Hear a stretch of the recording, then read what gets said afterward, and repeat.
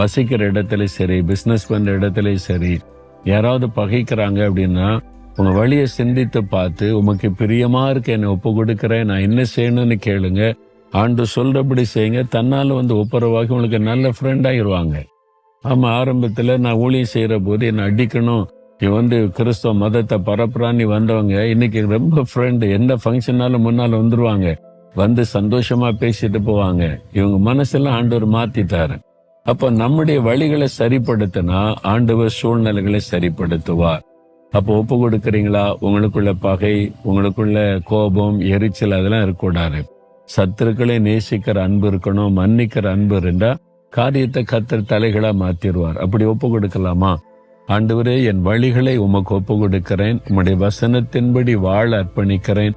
என்னை சுற்றிலும் என்னை பகைக்கிறவர்களும் என்னோடு ஒப்புரவாகி நாங்கள் சமாதானமாய் இருக்கும்படிக்கு நீர் ஆசீர்வதியும்.